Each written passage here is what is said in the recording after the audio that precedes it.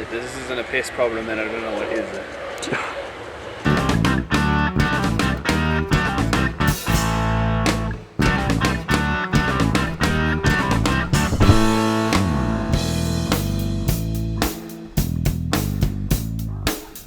We are back at the dairy, and today we are focusing on waterfowl. The dairy has large pastures and pivots where the cattle graze, and this unfortunately creates an ideal environment for geese and ducks. You see, geese are actually grazing animals, believe it or not. They have little teeth on their beaks and tongues called tomia, which allow them to rip up grass, so the fields provide them with an unlimited food source.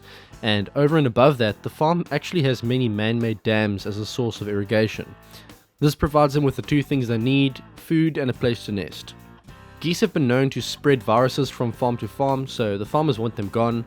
We have to adhere to daily bag limits, but we're going to try to help out as best we can. This is a really beautiful farm actually. It's a big farm. I've been here before. I've shot pigeons and doves and stuff like that before. We're going to be focusing on some of the bigger problem birds today, like the Egyptian geese. Egyptian geese, when the grass is a certain length, they come and they just absolutely demolish it. And then we've also got some other waterfowl like ducks and teal, which aren't necessarily a big problem, but they're good eating. So obviously within the law, you've got certain bag limits and stuff that you have to adhere to, but I'm going to hopefully get 1 or 2 ducks and 1 or 2 teals that I can take home to eat. That'd be really cool, and we're going to try and get this with an Airgun. That'd be fantastic if we could do that, just to minimize meat damage. But priorities, let's go get the geese down, let's do the pest control for the farmer, and then we'll see if we can get some teals and ducks. We start off by driving out to the pivot to see if we can spot any geese on the pastures. Most of them are pretty empty. I think the grass is just the wrong length at the moment, but I do eventually spot one about 150 meters away, and despite the crazy wind, the 22-250 does the job perfectly.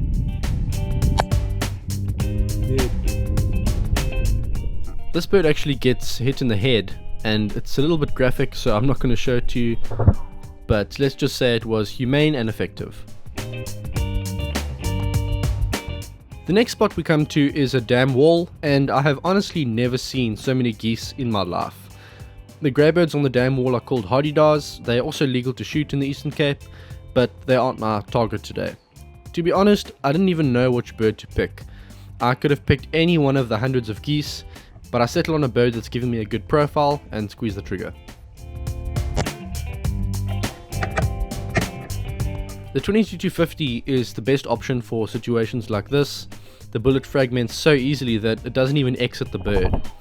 It's traveling at 3,800 feet per second, so the trajectory is flat. The airgun wouldn't even have been an option here. The only problem is that the 22-250 does scare the other birds away. They land on the water though, so I get a few chances at around 200 meters, but I miss both of them. They're just moving and bobbing around so much, and both shots just narrowly miss the necks.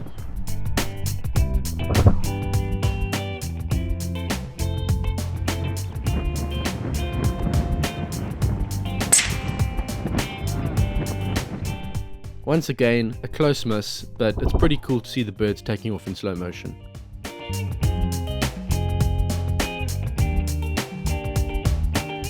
Once again, we take our goose back to the bakkie and load it up. They may be a bit mangled, but they're still food. There's a lot of wind today, so I'm not going to be doing much talking when I'm shooting outdoors. I don't think you're going to hear a word I'm going to say. And it also kind of rules out a lot of the airgun hunting that I was planning to do. So I think what we're going to do is we're going to start off with the 22-250 and see if we can sort out some of the Egyptian geese that the farmer's having a problem with. The law does restrict me to 10 geese per day, so if I do get to that number, I'm probably going to stop and then try and find something else. Let's see what we can do. The farmer takes me to another dam, and the wind here is even worse, but this is where we start to see some more action. I spot a few geese around 100 meters away, and I'm able to pick them off one by one.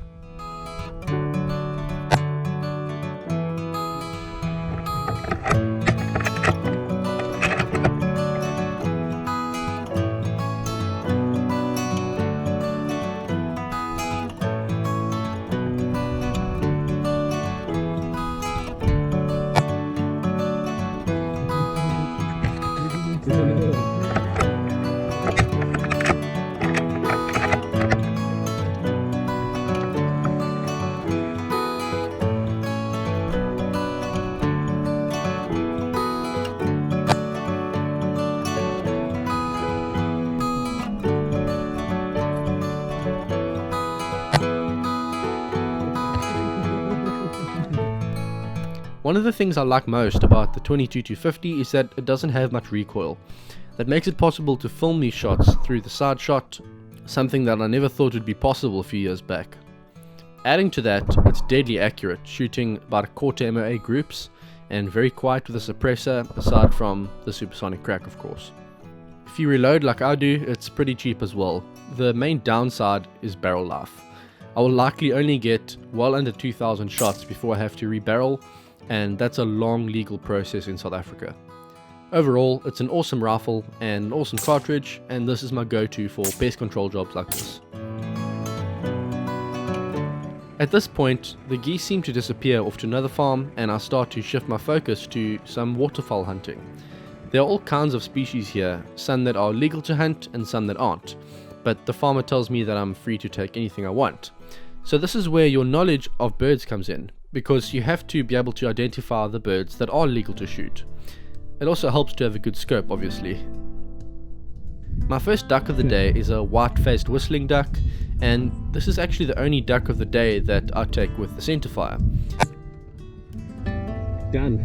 The problem is that I have to aim for the upper body to avoid damaging the breast meat, and the second problem is that the crack of the rifle puts all the other birds on edge. It's not long before they're almost impossible to set up on. And yes, I do collect all the birds, by the way. I just find it easier to wait for them to all blow to the edge and then collect them at the end of my hunting session. So out comes the impact, shooting hollow point slugs, and I get a chance on another white-faced whistling duck. The slow-mo reveals that I was actually pretty lucky to get this one. The bird was obviously swimming away, so I ended up further than the range I was holding for, but the slug bounces off the water and hits him in the head or neck, putting him to sleep instantly. And the same thing happens again on my next shot at a Cape shoveler.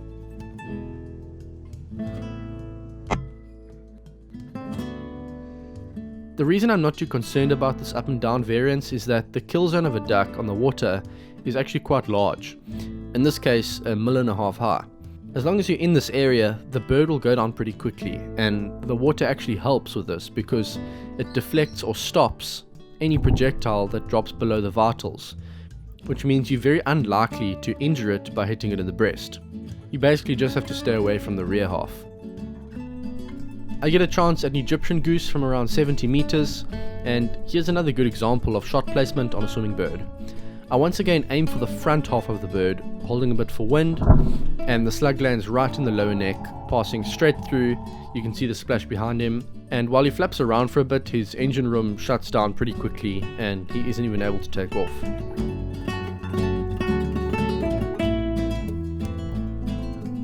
Red-billed teals are one of my favorite waterfowl to hunt, and I've actually made a video before hunting these on another farm just down the road from this one a few years ago.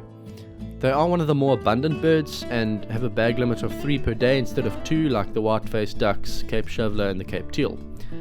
I took my time on these because there were plenty and I knew I'd get opportunity sooner or later.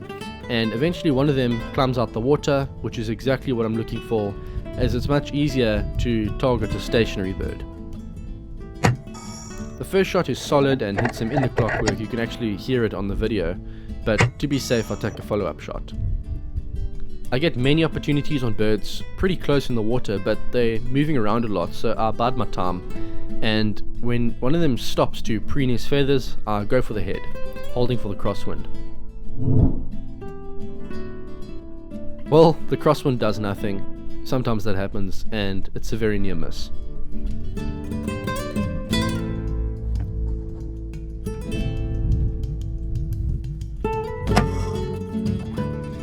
I thought I'd missed again shortly afterwards, but I see him floating in the water not far off, and I realize I must have just nicked the neck. So there you go, guys. 2 red-billed teals with my Impact X. I have to admit, this is one of my favorite birds to eat.